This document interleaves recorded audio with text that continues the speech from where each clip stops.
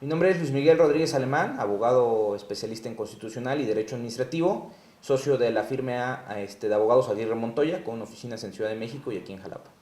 Sí, de hecho, en su primera declaración creo que el presidente comete una imprecisión, porque APIVER, a pesar de tener el denominativo SADCB, Sociedad Anónima de Capital Variable, no es una empresa privada. APIVER se rige por la Ley Orgánica de la Administración Pública Federal, se rige por la Ley de Entidades Paraestatales y se rige por la Ley de Puertos. De hecho, en el listado que publica cada año la Secretaría de Hacienda sobre las entidades paraestatales federales, APIVER aparece como una empresa sectorizada a la Secretaría de Comunicaciones y Transportes. Entonces, ese primer comentario de que la empresa que opera el puerto de Veracruz es una empresa privada es totalmente equivocado, porque evidentemente es una empresa pública.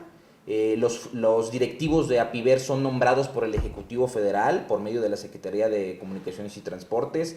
Tienen un órgano interno de control que se encuentra regido directamente por la Secretaría de la Función Pública. Y asimismo, el acta constitutiva de APIVER señala que el 99.8% de las acciones del capital social fijo pertenecen a gobierno federal, mientras que el 0.2% restante pertenecen a Banobras. Eso es por cuanto hace el capital social fijo. Por cuanto hace el capital social variable, pues bueno, esas son las acciones con las que el gobierno federal le permite generar inversión que pueda, pues bueno, apalancar proyectos de gran calado, como lo que está sucediendo ahorita en el puerto de Veracruz con relación a la ampliación que está pactada a culminarse hasta el 2030. De hecho, me parece prudente que se haga una revisión de las concesiones, y no nada más de estas, sino de todas las demás concesiones con las que se operan los puertos en el país. Pero muy distinto es revisar una concesión a revocarla de tajo. Yo creo que eso mandaría un mensaje equivocado a la inversión privada, porque el puerto de Veracruz tiene desde hace más de 10 años, si mal no recuerdo, un proyecto de ampliación que ha involucrado a muchas empresas privadas que han invertido para la ampliación de la capacidad operativa del puerto de Veracruz. Y en ese sentido, la prórroga de la concesión obedece a eso.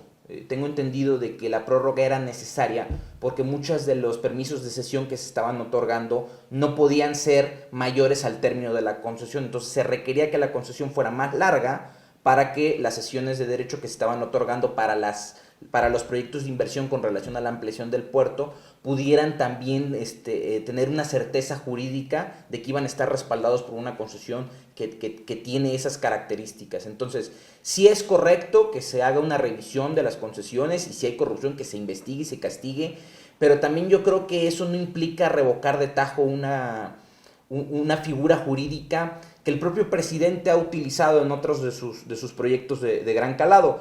De hecho, y valdría la pena hacer el comentario, porque me parece un punto importante para poner en perspectiva este tema. La misma naturaleza jurídica que tiene APIVER SADCB la tiene una empresa a la que este año, el 21 de abril de este año, en el Diario Oficial de la Federación, se le otorgaron, digamos, una cesión para explotar, operar y construir el Tren Maya. Esta empresa recibe el nombre de Fonatur, es Fonatur Tren Maya SADCB, y tiene la misma naturaleza jurídica que APIVER. Es una empresa que se rige por la Ley Federal de Entidades Paraestatales. La diferencia es que mientras APIVER se encuentra sectorizado a la Secretaría de Comunicaciones y Transportes, Fonatur Tren Maya se encuentra sectorizado a la Secretaría de Turismo. Pero si uno revisa esta sesión, publicada el 21 de abril de este año del 2020, uno puede darse cuenta de que también se otorgó por un plazo de 50 años. ¿Por qué? Porque se requieren durante muchos años, que estas concesiones o estos permisos se requiere que sean durante muchos años, porque eso le brinda certeza jurídica a los actores económicos relacionados con esa inversión. Entonces, para la gente que integra el gobierno federal de este sexenio, esta figura jurídica con la que opera APIVER no es ajena. Insisto, Tren Maya va a operar con estas características, y de hecho, si uno revisa la ley, la relación de entidades paraestatales, puede darse cuenta de que también la Administración Portuaria Integral de Dos Bocas opera con esta misma figura jurídica. Entonces, no es algo ajeno al presidente. Coincido que tiene que revisarse si hay casos de corrupción que deban de perseguirse, pero muy distinto es mandar un mensaje de que se va a cancelar de tajo. Yo lo dividiría en dos partes. Yo creo que sería incorrecto decir que el puerto de Veracruz no genera beneficios para el Estado, para la entidad federativa, porque evidentemente durante todo este proceso que va a llevar la ampliación de la capacidad operativa del puerto, se están generando empleos directos e indirectos y se está generando inversión directa e indirecta. Entonces, el Estado, la entidad federativa, sí recibe un beneficio de la operación del puerto de Veracruz, aunque tal vez no sea en forma directa como él señala. Es cierto, la ley de puertos no contempla una contraprestación directa para las entidades federativas donde operan estas administraciones portuarias, y me parece correcto el comentario del gobernador de que este tipo de cuestiones se tienen que revisitar, pero este tipo de revisiones tienen que hacerse por medio de las pláticas que se tengan con la Secretaría de Hacienda y Crédito Público, porque muchos otros gobernadores de otras entidades han pugnado por revisitar o revisar el plan o el pacto de coordinación fiscal, porque consideran evidentemente que hay muchas